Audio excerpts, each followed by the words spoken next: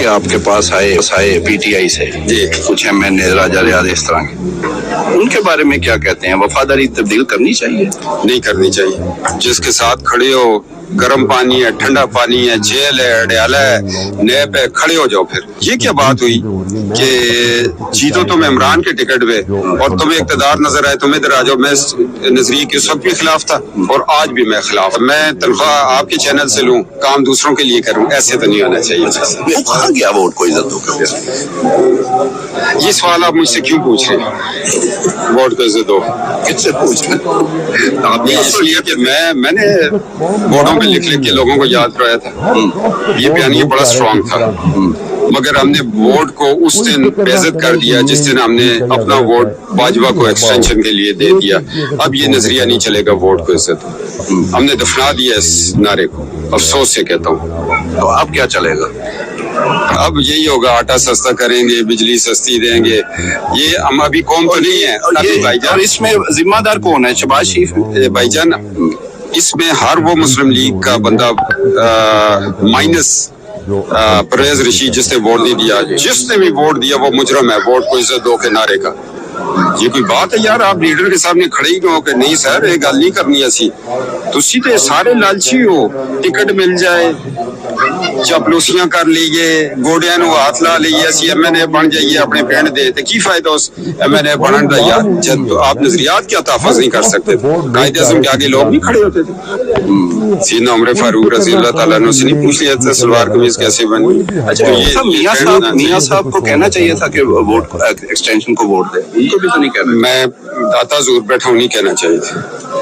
وہی شخص ہے جس نے ان کو للکارا تھا، ان کو ورگلایا گیا ہے، ان پہ جھوٹ بولتے ہیں، ان کے ساتھ فراڈ کرتے ہیں میاں نواز شریف کے ساتھ. قسم خدا کی اس پاکستان کو اگر نواز والے وہی ہیں جو ادھر سے جاتے تھے. جی میں ان کے نام لیتا ہوں اور میں نام لیتا ہوں. ورگلانے والی وہی ٹیم ہے جو جا کے گوڑے پڑ دی میاں صاحب اس طرح کر لیے تھے، ہو جائے گا. وہ اور دس سے نیچے آ کے کہنے جو بھی ہے وہ نواز شریف صاحب کو بتانا چاہیے کس نے یہ غلط فیصلہ کروایا. بہت عظیم انسان ہے شاہد خاقان عباسی.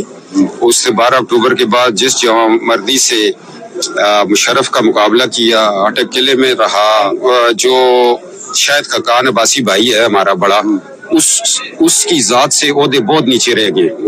اس کو عہدوں کی ضرورت ہی نہیں ہے. وہ اپنی ذات میں ایک لیڈر ہے اور وہ عہدے تقسیم کرنے والا ہے. عمران صاحب اس دن میں نے ایک بیان دیا، میں اس پہ تھوڑا رنجیدہ ہوں اگر عمران صاحب کا دل دکھا.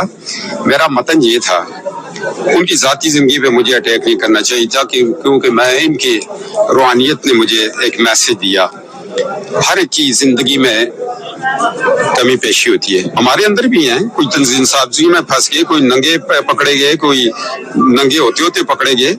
تو اس کا ذاتی معاملہ، اگر ہم اس کے ذاتی معاملے پہ اٹیک کریں گے تو پھر اپنوں کو کہاں لے کے جائیں گے؟ گاند ہر طرف ہے بھائی صاحب. مقابلہ سیاست کا سیاست سے دینا چاہیے.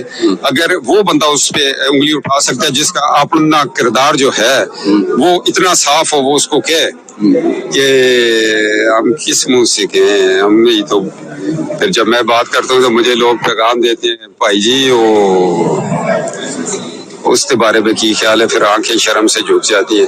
میں کہ یار وہ ذرا تنظیم سازی اوپر سے ہو گئی تھی. اچھا بھائی میں آپ کو بات بتائیے، آپ مجھے پکڑ لیں. مریم صاحب آپ تو چیف آرگنائزر ہیں جی، آپ دیکھ رہے ہیں کہ وہ ملک کی وزیر اعظم بن جائیں گی؟ مجھے تو مستقبل قریب میں نظر نہیں آتی کیونکہ حالات اس طرح 2025 میں الیکشن ہوگا اور الیکشن کے بعد اگلے 5 سال شہباز شریف صاحب کو اگر ملے تو ملک آگے. نون لیگ کے سینئر رہنما پارٹی پالیسی کے خلاف بیان دینے پر مریم نواز کی کیپٹن ریٹائرڈ صفدر کی سرزنش. پارٹی ذرائع کے مطابق کیپٹن ریٹائرڈ صفدر سمیت کوئی بھی رہنما آئندہ پارٹی پالیسی سے ہٹ کر بیان نہ دے. ہر پارٹی رہنما کوئی بھی بیان دیتے ہوئے پارٹی پالیسی کو لازمی مد نظر رکھے. پہلے بھی کام کیا ہے پارٹی کے لیے، ورکر اور ووٹر سے آئیڈینٹیفائی کرتا ہے، یقیناً ری آرگنائز کر لیں گی. آپ ان کو اپنا لیڈر مانتے ہیں؟ میں نواز شریف صاحب کو اپنا لیڈر مانتا ہوں اور اس کے بعد شہباز شریف صاحب میری پارٹی کے صدر ہیں. اس کے علاوہ میں کسی کی لیڈرشپ پہ نہ ہاں یا نہ نہیں کر سکتا کیونکہ لیڈر تو ہمارے نواز شریف صاحب اور شہباز شریف. جو غلط مقدمہ ہے بالکل غلط ہے، اس کے حق میں نہیں ہے. سیاسی آدمی کو گرفتار نہیں کرنا چاہیے، اس پہ کیس بنائیں، آپ کے پاس ثبوت ہے، کیس بنائیں اور ٹرائل کریں. اور میں ہمیشہ کہتا ہوں کیمرہ لگا کے ٹرائل کریں کہ پتہ لگے اس پہ چارجز کیا ہے اور اس کا جواب کیا ہے. एक आदमी सुप्रीम कोर्ट का जज रहा हो, उसको कानून का पता होना चाहिए, उसको इंसाफ के तकाजों का पता होना चाहिए। वो आदमी खुद इस इदारे का 4 साल इंचार्ज रहा, आखिरी वक्त तक डेली वेजेस पर भी काम करते रहे, उन्होंने नौकरी नहीं छोड़ी। तो उनको खुद इस बात का एहसास होना चाहिए कि मैंने क्या गलती की है, क्योंकि हमारा तो उनसे वादा है, उन्होंने हमारी गिरबान पे हाथ डाला है, हम उनकी गिरबान पे हाथ डालेंगे। बाकी शाह साहब ये बताएं कि इलेक्शन वक्त में होने चाहिए, जो 90 दिन का कहा गया था पंजाब और केपीके के लिए। ये इलेक्शन वक्त में होना चॉइस नहीं होती, आईन बड़ा वाज़ेह है। 90 दिन में इलेक्शन हो गया, असेंबली तहलील होती है, मुद्दत पूरी होती है, 60 दिन में इलेक्शन हो गया। तो इलेक्शन लाजमी होने चाहिए आप समझते हैं? मैं नहीं कहता हूँ, आईन कहता हूँ। सुख और चैन का सांस लेने दो। मैं आगे बढ़ती हूँ और तहरीक इंसाफ के नौजवान को मोहब्बत का पैगाम देती हूँ। आओ मरियम नवाज का साथ दो। में शदीद तकलीफ है कि आपके घरों में मुश्किलात हैं। आटा महंगा है, रोटी महंगी है, सब्जी महंगी है, गोश्त महंगा है, दालें महंगी हैं, बिजली महंगी है, गैस महंगी है। मुझे तकलीफ है इस बात की, मुझे शदीद तकलीफ है इस बात की। और ये जो है इक़्तिदार की कशमकश, चाहे हिज़्ब इख्तिलाफ हो या हिज़्ब इक़्तिदार हो, इसमें मैं पार्टी की बात नहीं कर रहा। We are talking of Pakistan, is the future of Pakistan today, not about any government. Government तो आनी जानी चाहिए, ये वैसे भी लूरी लंगड़ी गवर्नमेंट है बेचारी, इट्स जस्ट मडलिंग थ्रू, रोज गालियां पड़ी हैं, जूते पड़ रहे हैं, क्या रह गया इस गवर्नमेंट का संभालने का। मेरा तो ख्याल से बेहतर है कि अनाउंस करें इलेक्शन और आगे जाएं। बिल्कुल सही बात है जी, आपने मतलब है कि let's speak the truth and about the future of Pakistan, इसको आगे लेके जाए। अगर नहीं करेंगे तो then there be a vacuum, फिर कोई और आ जाएगा, जनरल आइंदा खान आ जाएगा या नेशनल गवर्नमेंट आ जाएगी और सब रोएंगे कि जमहूरियत की बहाली करें। तो आई थिंक द टाइम, लोग चाहते हैं मसले का हल, और लोग चाहते हैं कि हम उनके नुमाइंदे बात करें इसके ऊपर, ना कि सिर्फ बस हाँ में हाँ मिलाएं या सरकारी सच बात करें। We should speak the truth about the people of Pakistan, और उनके मसाइल का हल होना चाहिए और कैसे हल होना चाहिए। और वो लेकिन आपकी पार्टियां आपसे तवक्को करती है कि आप सरकारी सच बोले। I am first a Pakistani then a member of a party.